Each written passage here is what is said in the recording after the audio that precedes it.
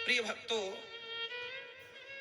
भगवान की ये कथा हम सबके जीवन की व्यथा को मिटा रही है। आज भगवान का जन्म होना है, आज जन्मोत्सव है।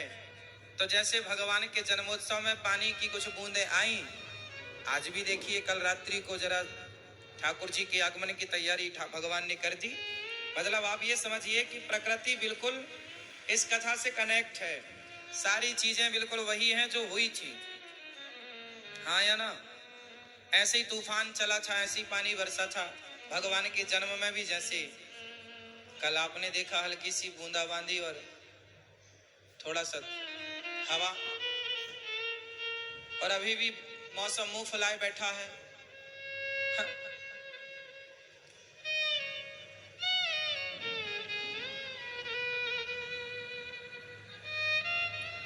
तो भगवान की कृपा सब प्रकार से हम लोग इस कथा का आनंद ले रहे हैं। कल हम लोगों ने सुना मनु जी महाराज जी की 3 बेटियों की चर्चा। अब मनु जी के 2 बेटों की कथा हम सब सुनेंगे।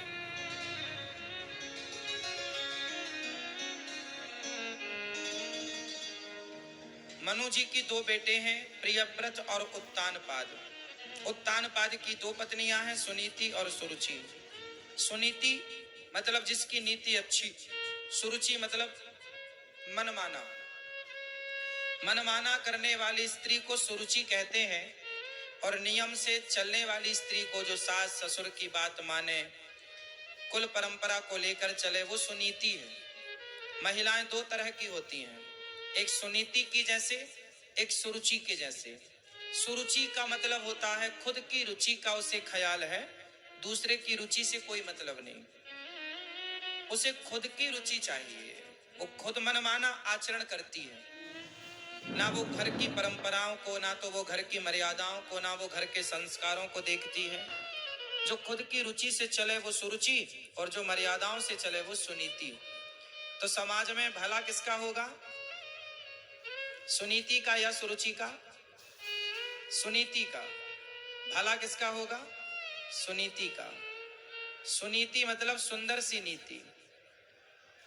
जो नीति अच्छी है ना, वो बढ़िया है।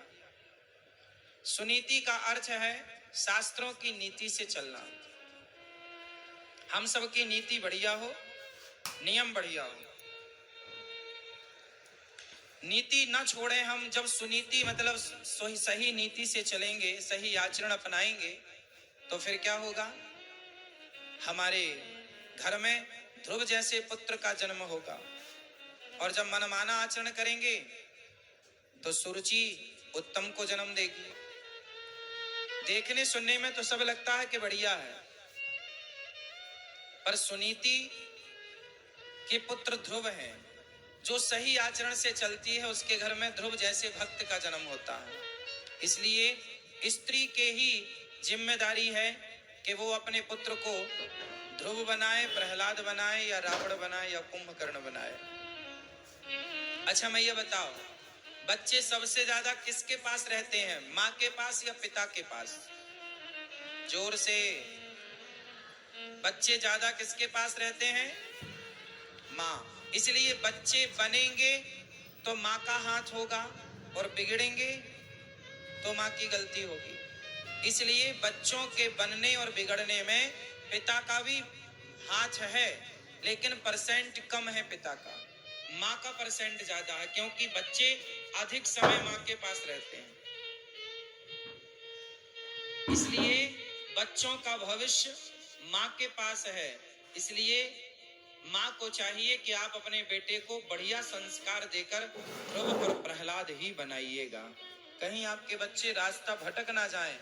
यदि रास्ता भटक गए, कल मुझे एक मैया मिली, बोली महाराज जी, वो हमारा बेटा ना कथा नहीं सुनता, अच्छी बातें नहीं करता, गलत संगति करता है, गलत आचरण करता है, जिद्दी बहुत है, बहुत सताता है महाराज जी।